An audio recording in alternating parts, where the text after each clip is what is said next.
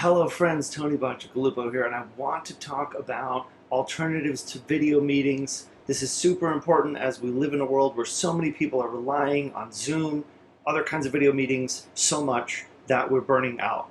First of all, just so we're clear on this, I've mentioned this in a previous video meetings are a lot to ask. People are burned out on them. We have them for our social events, we have them for our business meetings. We don't want to burden people with more video meetings than necessary. And so if we can find other ways to engage people while still achieving the overall outcomes that we're trying to achieve, all the better.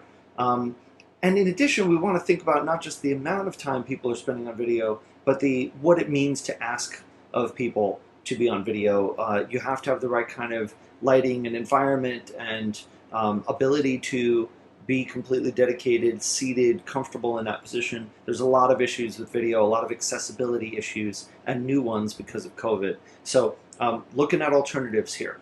First and foremost, well, thankfully, there are other alternatives. So there are lots of ways that we can connect. And I think a lot of people just haven't really thought through all of the options that they really have. So let's get into it. First and foremost, the telephone. Phone is vastly underrated as a medium for connecting people. It's extremely versatile. It's basically universal in terms of its ability to be used by people all over the world. It's comfortable. I could be on the phone, I can manage the mute button, and I can still be running around juggling kids, prepping food, cleaning up my house, even getting in the car, moving around. I can deal with a lot of the things that are going on in my life while I'm on the phone. I can also be comfortable. I can be in a dark room, I can be in comfortable clothing, I don't have to have my hair dressed right, I don't have to worry about all of the things that come with a video that requires me to have a really coherent appearance. And the beautiful thing is that for a lot of the social gatherings and meetings we have, you can do both.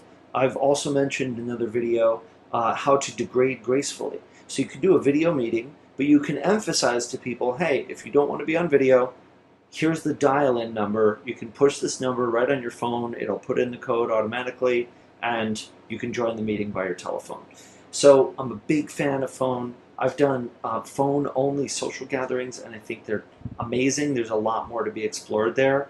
Highly recommend you think about how the telephone can fit into your plan.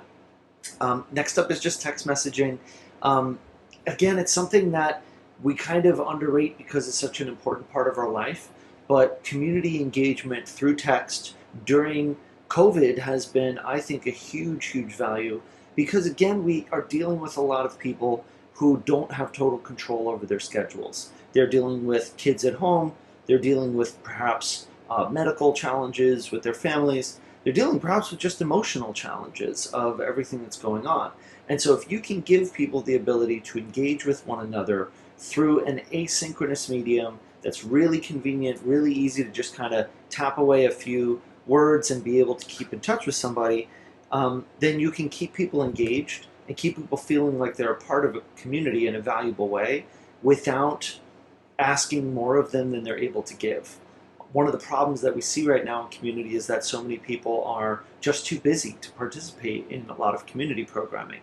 So if you can design activities that maybe spin out of larger activities that allow people to keep in touch with each other, maybe through something like a daily check-in or something like that, it gives you a way to keep that connection alive even amidst all the other craziness going on in the world. Next up is chat. I don't need to say too much about chat except that it is a lot of the same advantages that text messaging has. Again, it's versatile. It can be semi-synchronous in the sense that you have some people who are there at a specific time. I'm a big fan of having chat be used like an event where you have specific dates and times where there's a particular prompt for discussion, and that ensures that there's a critical mass of people who are participating around the same time, as opposed to trying to get people to kind of always be around in a chat room where the engagement points are a little bit harder. And then shared documents. I'm a huge, huge fan of this. I actually wrote and made a video about this recently as well. But if you create a space where people can collaborate, whether they are compiling information about a topic or they're sharing updates on what they've been up to, creating a space where people can, in real time, see what each other are up to and respond to each other's things. There's so much fun you can have just through a shared document, and really not even needing another meeting or anything else. If you've got a good document that people can get in there and kind of contribute to in a specific chunk of time, there's a lot of fun that you can have with that. And then physical letters and mail. People love the physicality of getting a little letter in the mail. And just the practice of feeling the paper, smelling the paper, opening it up, having this object that somebody else placed in the mail and sent to them is super valuable. And so you can do that in terms of sending physical mail to the people that you're dealing with, either the members of your team or your customers or the members of your community, or you can have people send things to each other. And then you can take that one step further with actual physical packages, where you might be able to actually send people things. And then finally, there are just a whole slew of new software platforms out there. Virtual collaboration spaces, places where you could have an avatar walk around a room and bump into other people and have chats with them over video or audio. And there's all kinds of things that you can have fun with.